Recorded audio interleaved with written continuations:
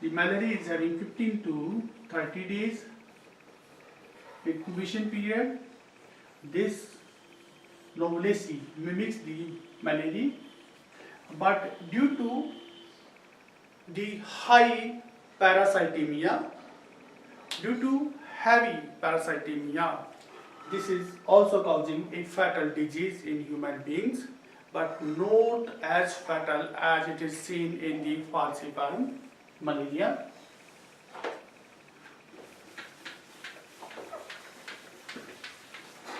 So, persons who are having fever in known malaria endemic zone and are having a history of remote or recent traveling to the malaria endemic zone and are having thrombocytopenia,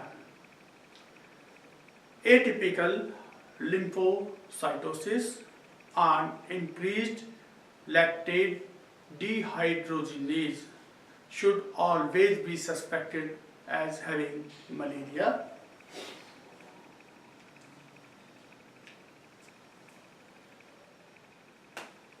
The diagnosis of malaria.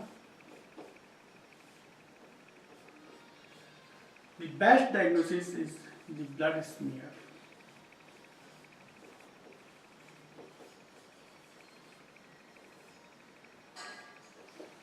Patient of the malaria should always be diagnosed with blood smear examined by two separate pathologists independently. A thick and thin slide should be examined, and a minimum of 200 high fields in microscope should be examined by two separate pathologists or technicians independently.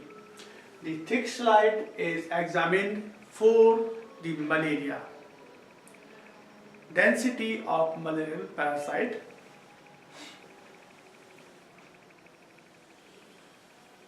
so this is examined for the density and for the demonstration, best demonstration of the parasite, and thin slide is species specific.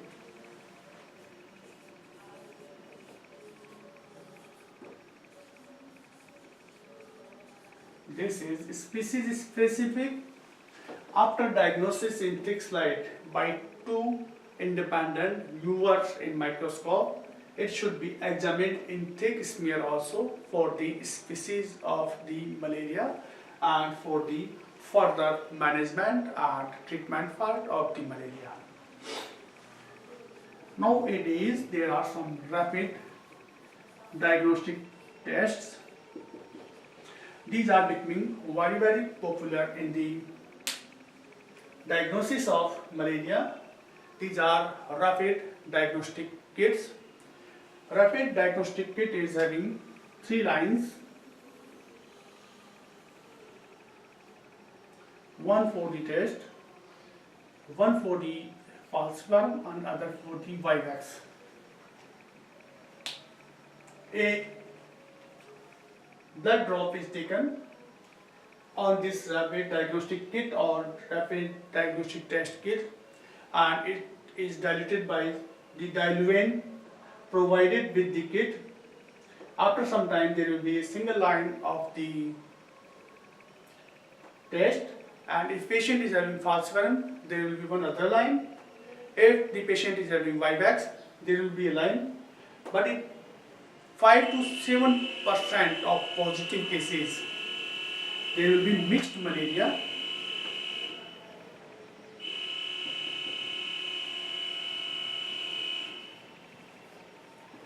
Are having mixed malaria.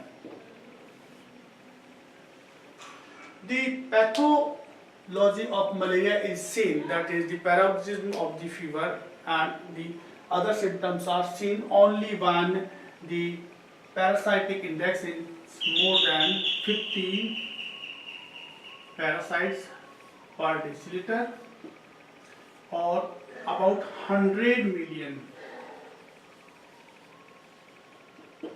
parasites in the whole body of the human. This is the minimum criteria for the development of the malaria or the paroxysm of the fever.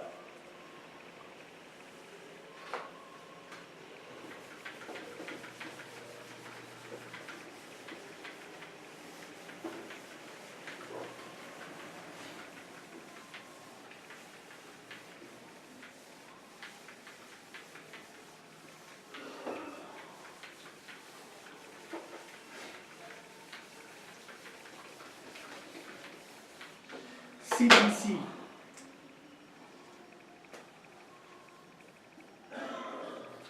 complete blood count is done, and the electrolyte, especially the concentration of sodium, is important. In CBC, in more than 25% patients there will be anemia. Especially the children are prone to develop anemia due to the erythrocyte burst and due to engulf of the hemoglobin by the parasite and due to the malfunctioning of the liver and the bone marrow.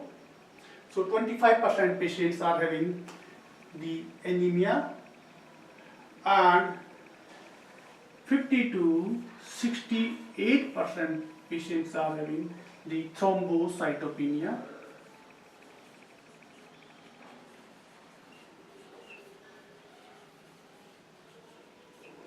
About 50% patients are having the changes in liver function test. So LFT changes are seen in 50%, 25% are having anemia, and 50 to 68% are having thrombocytopenia. Less than 5% patients are having leukopenia.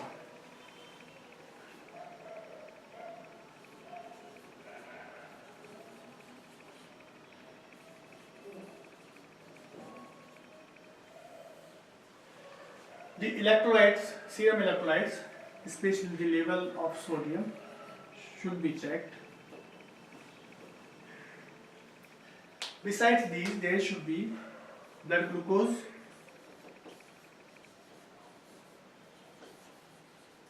blood glucose level is decreased due to the hepatic malfunctioning. The gluconeogenesis is affected. Gluconeogenesis is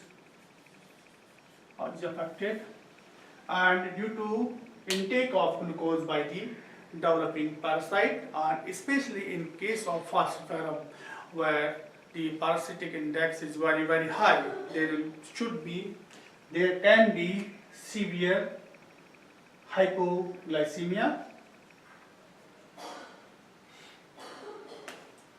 The other investigations are the serum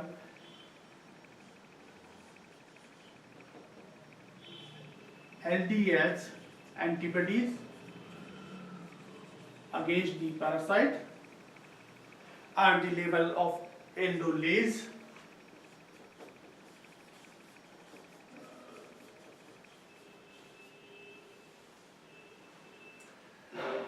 CBC,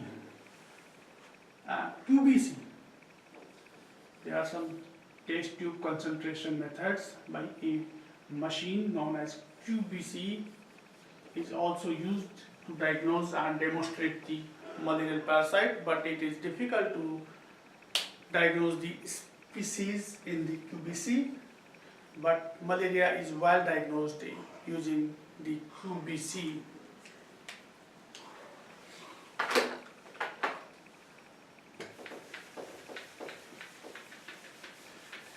There can be signs and symptoms of the hemolysis should be noted. The signs of the hemolysis. There can be anemia, hematuria, also jaundice, and the increased level of haptoglobin.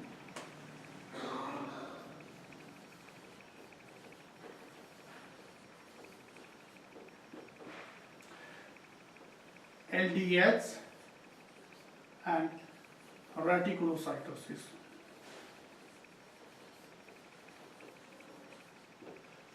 One more thing, the plasmodium falciparum. In fact, all stages of the erythrocytes, that is normocytes, reticulocytes, and the mature RBCs, while the oval and vivax, in fact, only the young RBCs. So there is heavy parasitemia in the falciparum, but low parasitemia, less than 2% in vivax and oval. So falciparum is very fatal, especially when it left untreated.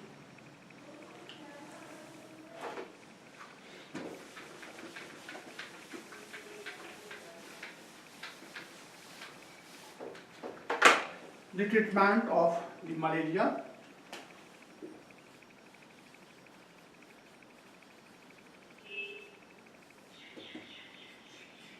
When the malaria is non-chloroquine sensitive, either it may be vivax, it may be oval, and it may be falciparum, but it should be non-chloroquine sensitive type of malaria.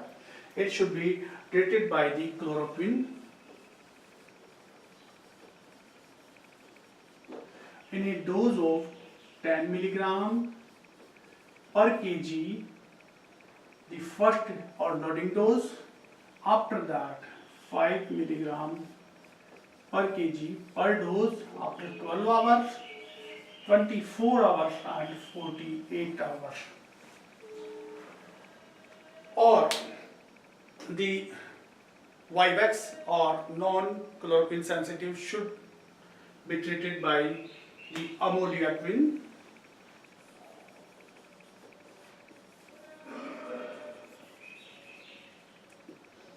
The dose of amodiaquine is 10 to 12 milligram base per kg per dose for 3 days. The non-chloroquine sensitive malaria, vivax, oval and falciparum is treated by chloroquine in a dose of 10 milligram base per kg body weight as a loading dose, and then 5 milligram per kg per dose after 12 hours, 24 hours and 48 hours. Or it can be given in a dose of the 10 milligram per kg, it is base, for 3 days per dose. Or it can be treated by the amodiaquine in a dose of 10 to 12 milligram per kg body weight, that is base of the drug, per dose for 3 days. After this treatment in vivax and oval, where there is an exaerythrocytic cycle in the hepatocytes, which are not killed by the chloroquine or amodiaquine, should be treated by the primaquine as radical treatment. So there is radical treatment, primaquine should be used in a dose of 0.5 milligram per kg. This is base for 15 days into 15 days. But when the patient is having low level of G6PD, glucose 6 phosphodehydrogenase.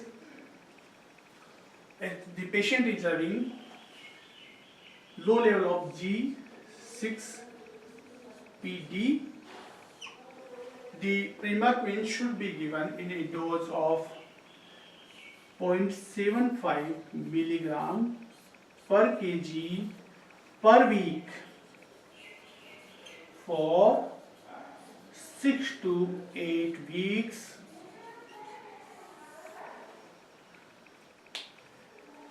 To clear the parasites from the extra erythrocytic or hepatic cycle, a radical treatment should be given in case of Vivax and the oval malaria in a dose of 0.5 milligram days per kg per day for 15 days. But when the patient is having low level of G6PD, glucose 6-phosphate dehydrogenase, which is susceptible to the hemolysis by primaquine, should be given in a dose of 0.75 milligram per kg per week for 6 to 8 weeks.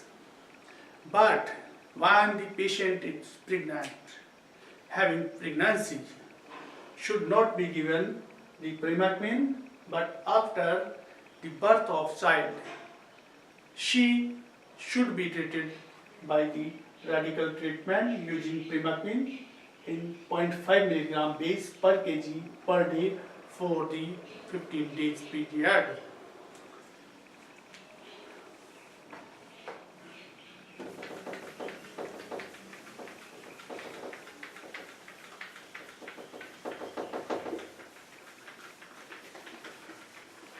If the patient is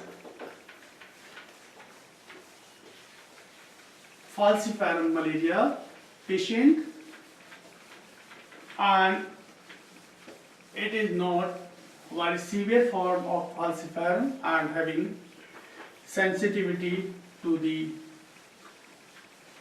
chloroquine, it should be treated by the chloroquine. But when the patient is resistant to the chloroquine, especially in the African countries and Indian subcontinent, the patient should be treated by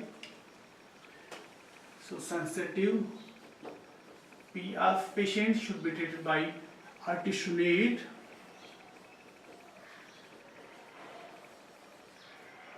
4 milligram per kg per dose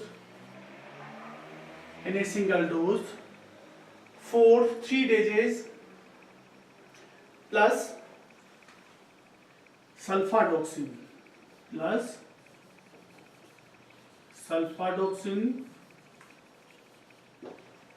25 milligram per kg body weight and pyrimethamine in a dose of sulfadoxine is 25 milligram per kg and the dose of the pyrimethamine is 1.25 milligram per kg in a single dose should be given. The non-patient of sulfur reaction or the Stevens-Johnson syndrome should not be given the sulfadoxine pyrimethamine combination. In that case, it should be treated by the artesunate plus amodiaquine.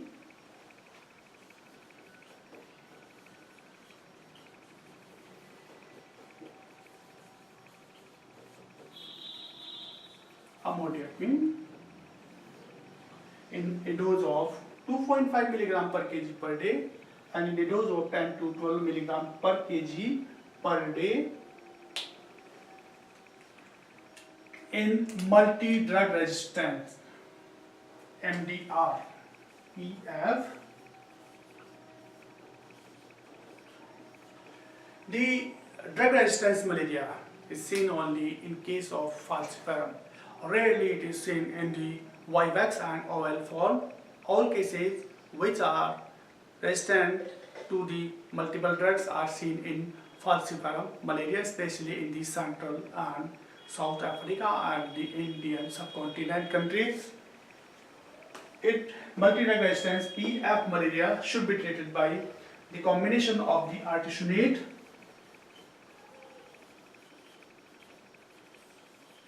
in a dose of 2.5 milligram per kg and the lumefantrine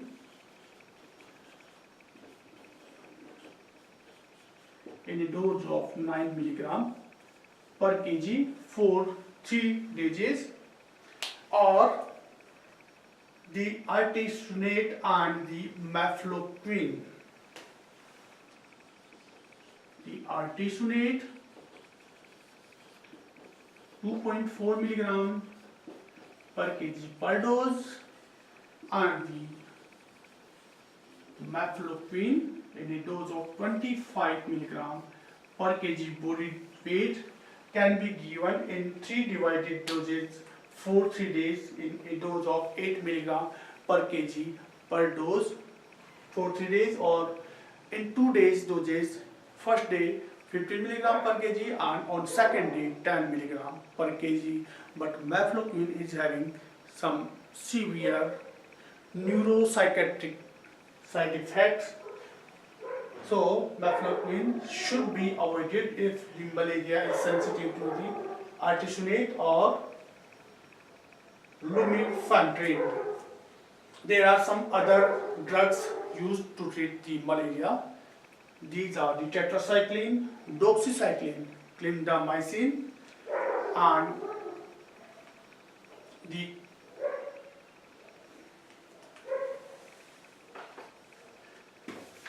patients who are having serious or severe cerebral malaria should be treated by intravenous quinine or quinidine. The patient of cerebral malaria should be treated by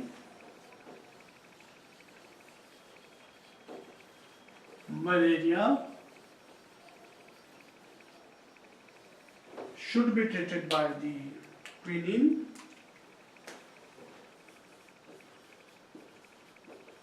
or quinidine. It should be given at a loading dose 20 milligram per kg body weight within 4 hours by intravenous route. Quinine should not be given by intramuscular injection. It can cause the irritation and gangrene to the muscle. Especially the quinine dihydrochloride should not be used for the intramuscular injection. Quinine hydrochloride is less irritant to the muscles in the intramuscular injection. So patient should be given 20 milligram per kg loading dose within 4 hours, or maximum dose should not be more than 1.4 gram. After that 10 milligram per kg by IV route 8 to 10 hourly. But when the patient is treated by the intravenous quinine or quinidine, there should be monitoring of blood glucose and the ECG for cardiac monitoring, because patients of the cerebral malaria are already having the hypoglycemia. Quinine is irritant for the pancreas, and it will lead to formation of more and more insulin, so there will be more and more hypoglycemia.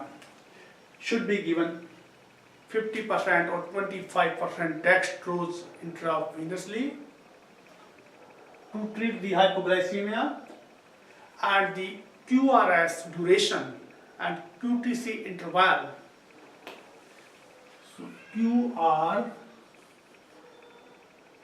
S complex, which is formed like this in ECG.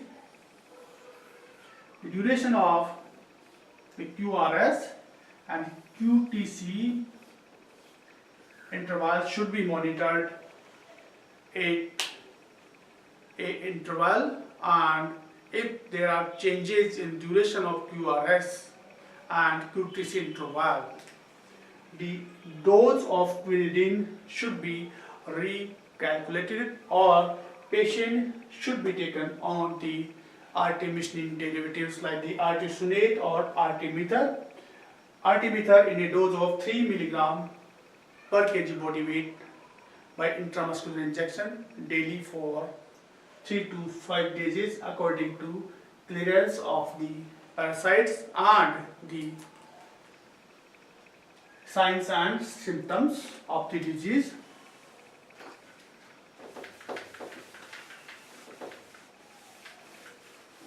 This was the chemotherapy of the malaria. There may be some chemoprophylaxis for the malaria. It may be causal prophylaxis or may be suppressive. So differential diagnosis, DD, viral fever,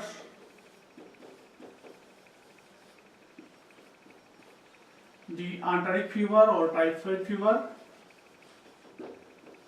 the babesiosis,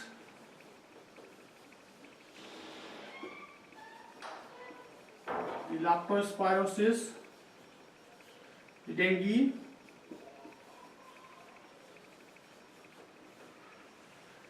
there is a infective endocarditis,